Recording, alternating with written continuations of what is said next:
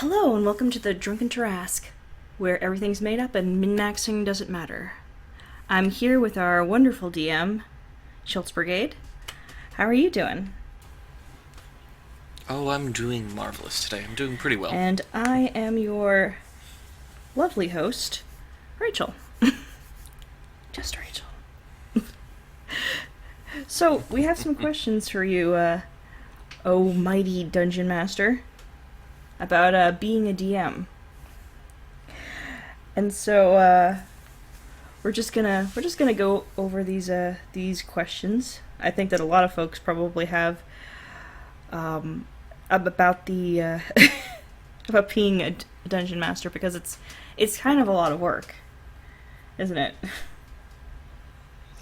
Oh, yes, it is a lot of work. Thank God for 5th edition, one I'm using the most with. There's a lot of tables set up for you to kind of do it right. All right. So, but we're gonna start out with this most simple question, which is, why did you decide to be a DM in the first place? What brought you here? The short answer, the long answer. I always make that joke with this Short with version. this one, but the short, yeah, the short version is I had a laundry list of very, very, very bad experiences from DMs cutting me out because they just didn't want to do it, to essentially games dying off, DMs playing preference, and just BMs being jerks, and I just thought I'm going to bite the bullet and plop down the money, get the get the DMG, get the monster manual, and go, hey guys, I'm going to be the DM for us. Let's have a good time and play. And it was more built out of frustration of kind of not being able to play for so long, for so many years, and when I got back into it, coming into all these horrible roadblocks and bad experiences, I'm like, nope, I'm doing it. So basically, what ended up happening is that you really wanted a more secure situation, something more reliable, and you really just wanted to have fun with your friends, huh? Oh yeah, it was mostly having fun, because this is what the hobby is for. Tabletop, miniatures, what have you, gaming, nerd cultures. It's about having fun, and for almost about a year of kind of getting the short end of the stick, it's like, you know what? My friends like doing this. I really want to play. Why not?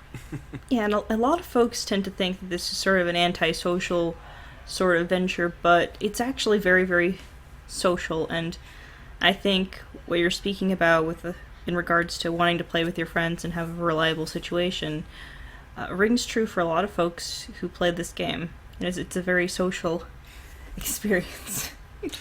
Oh yeah, I mean, just the simple fact of the matter is that, I mean, this is something I've learned from the good and bad DMs I've been under, was essentially it's just us talking, and the bad DMs have almost notoriously, as what I kind of do is after talk session, after game, post game session, is that it's just we're shooting the breeze afterwards, because we're here to have fun, and sometimes just we kind of like build our own little community amongst ourselves to kind of relax, because all of us have really stressful days, and why not just kind of relax afterwards? And as intense the game could be, it's like, okay, we've done it, we finished this adventure, good, bad, yays, tears, cries, frustrations, they're all there.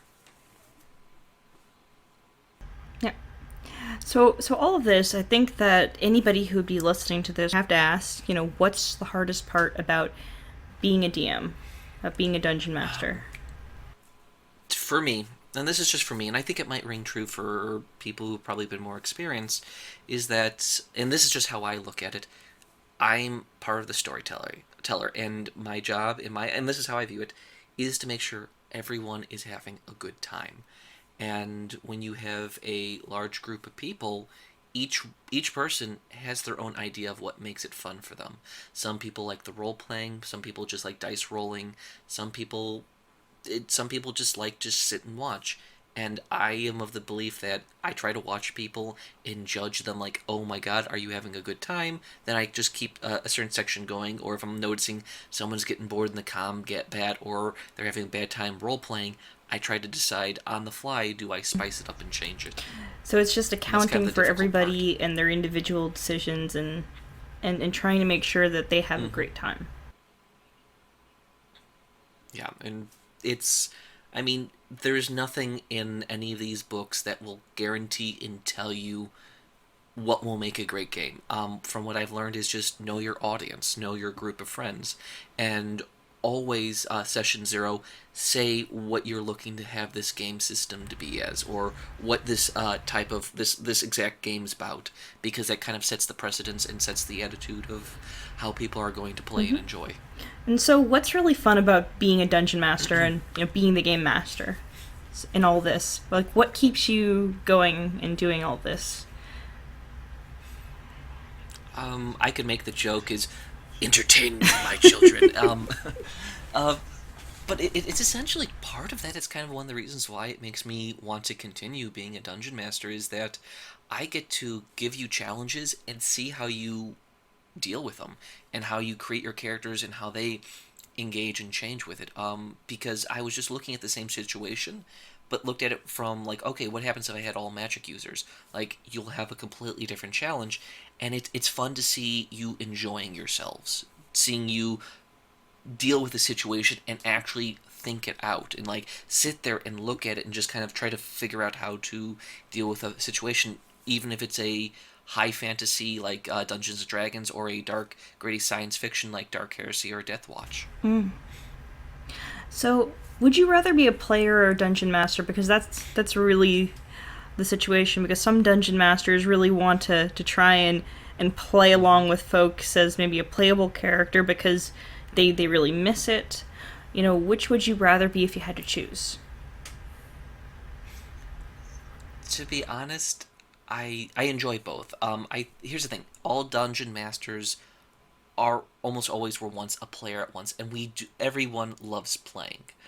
Here's the thing: I do like to play. I would love to be playing as a player character, but I mean, for me, I kind of go both ways. I like both of them equally because each of them kind of touches me in a way that I enjoy. Like, if I want to just kind of be the storyteller or the guiding force to have you tell your stories, I'll do that. And then there'll be times and days like, okay, this is a lot of work. I want to take a relaxing step. I just want to be this swashbuckling hero because it is fun to be the swashbuckling hero too. It's like it takes it's two different people, and a lot of DMs kind of lean towards being a player because they get to live out their fantasies. I'm kind of in both camps, or at least right now I'm in both camps.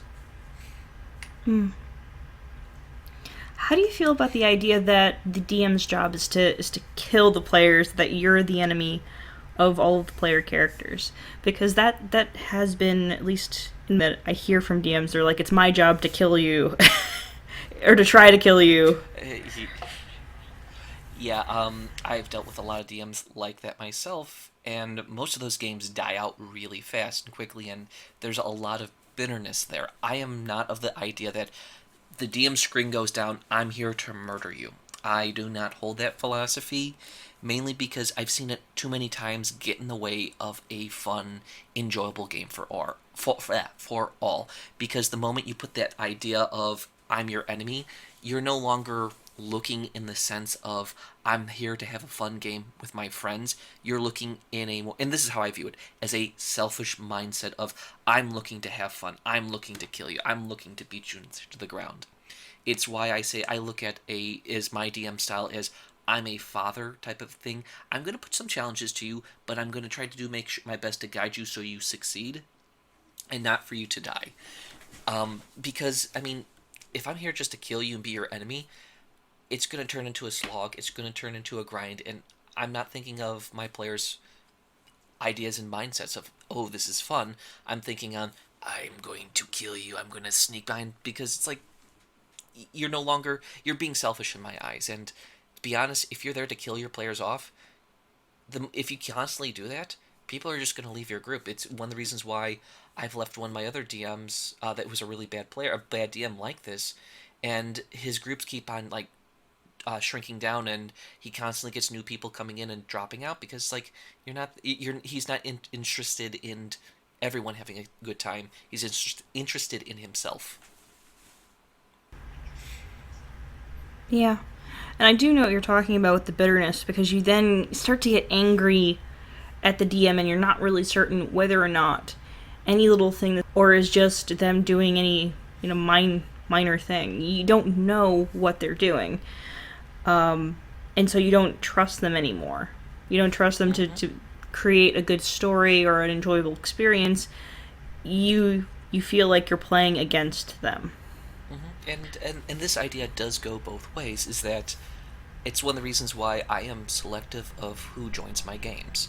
If you are a bad player and you are intentionally hostile or designed to cause trouble in the game just for the sake of causing trouble, I won't invite you. Or if someone invites you in and I'm being nice to let you in, the moment you act out, I'm just going to make it clear your consequences of disrupting this game will either be expulsion from the game or NPCs will respond hostily to your actions. I'm not going to be playing nice if you hurt other people's enjoyable time. I've kind of gotten to that point of, and I feel horrible, but I've also realized that my fun is part of it, but it's also the group's fun. And if you have a player that acts like that, I will never think my job is to kill you, but I'm sorry. It's this game hobby. You do have the right to be selective who joins you, but as long as I always put the caveat, as long as it's that you're selective in the sense of this person is a person who likes to cause havoc and ruin games, yeah, you have the right to say no to their inclusion. Yeah, it seems like a delicate balance. Because on the one hand, you want to be someone who your friends continue to like, but at the same time, you can't be afraid to kill somebody if they're being a dumbass. Yeah, that's actually, I kind of make the joke, there's a dumbass clause in my social contract, is that if you play a character that completely acts retarded and, like, assaults people randomly, don't be surprised if you get a reputation in this world and people try to hunt you or try to punish you because you're assaulting people, and if it keeps on getting out of hand, of course I'm going to make a ending situation because, I'm sorry, you're messing things up for all, looking at yourself only as yourself as the player, not as a team player. And it seems we might have already answered this question. What do you think makes a bad DM? Because it seems like there's a lot of stuff there to unpack. Well, that probably could be another show topic in of itself, but in short, it's the DM who does not listen to players, does not look at the manuals that they have and take them seriously, who just looks at, hey, I'm just here to mess up your day. The DM who just straight up ignores and pushes their idea of the game forward. That's the shortest explanation of what makes a bad DM, and essentially, if you ask the DM, hey, can I put this in there, and they ignore you or they just dismiss you, it's kind of I would take that as a sense of, this is a DM who doesn't treat their players well or kindly enough to give them the respect of, hey, let me think if I can do that, because not all ideas can be introduced, but at least if a DM say, hey, I like your idea, but I'm sorry, I can't do this right now. Even if it's a lie, at least give the illusion of you're being civil to the person. Yeah. And oh gosh, I don't know what's going on there. But what I was saying, what I think makes a bad DM is that kind of person, the one who does sort of try and play against the characters and I think you were mentioning it a bit, they're more interested in telling the story that they want to tell and in doing certain things that they want to do, and not in trying to, they're not trying to create an experience for everyone. But that's just my opinion, and I think there's been a lot of people who have those bad experiences. Everyone's got war stories if you've played long enough, I think. Oh yeah, we probably should do an episode on our horror stories of bad DMs. Oh gosh.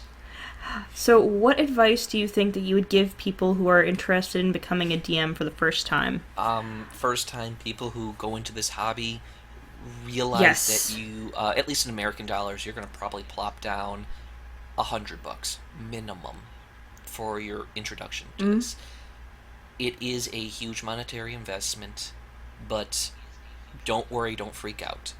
And always, when you start these games, start simple and start easy. Prime example, before I touched Horde of the Dragon Queen, I did a quick little off dungeon of the Chibi Adventures so I can get accustomed to the roles and kind of do the little things. I read and reread the rules. I looked up things online on YouTube, and I started Mm-hmm. talking to other DMs. And I think that's probably another topic for what makes a good DM. What are the things to learn? Because it's something that's going to take a lot of time and a lot of reading and And patience. to clarify, the Chibi Adventures are actually a short little dungeon crawl that we did with characters from one of the current story in the dungeon.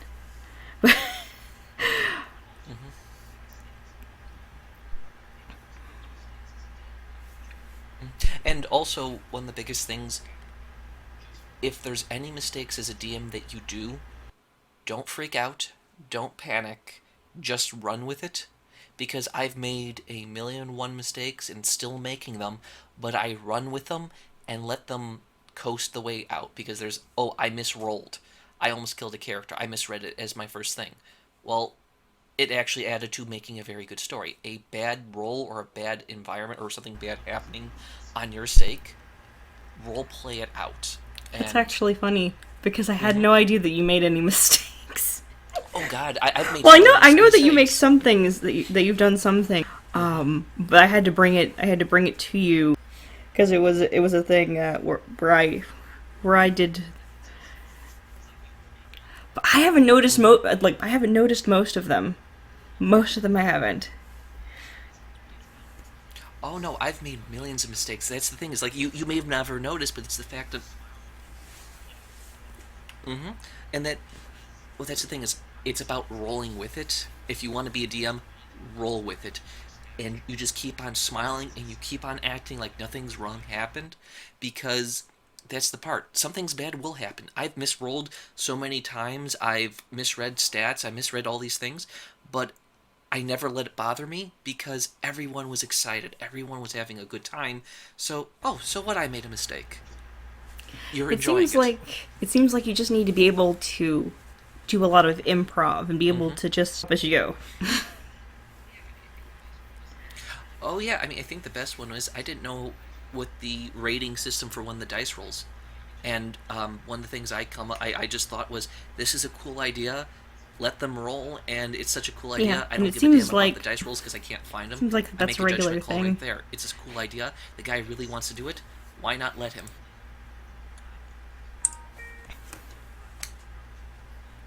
Yeah, it's about letting go. You as the DM, you do not control. You do not have god tier powers of control, because if you think like that, you will stress yourself out to the point where you'll start overeating, drinking, or smoking just to calm your nerves. It's this game is to have fun, so you got to kind of as a DM let go of those reins of you don't. It's an illusion of power and control. Mm.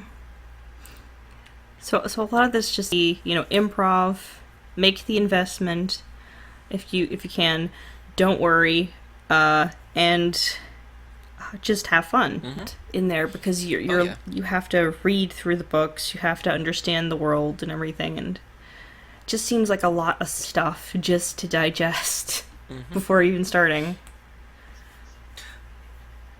Yeah, there is a lot of stuff. There is a lot of stuff. I think one of the prime examples that I can describe to the audience, if you check out our YouTube channel that's going to be shifted over, um, I made a mistake about Waterdeep, and we're doing in Faerun.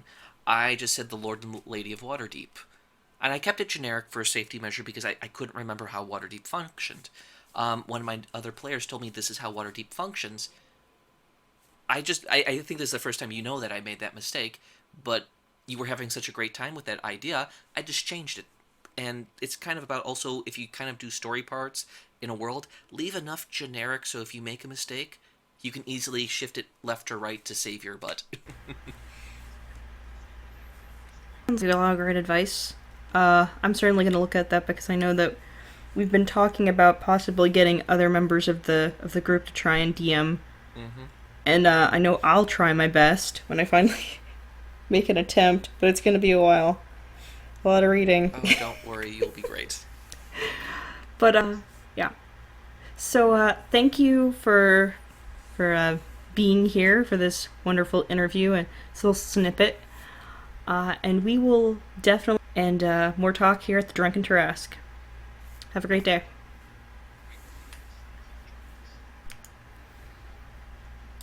great day, guys. Thank you for joining us.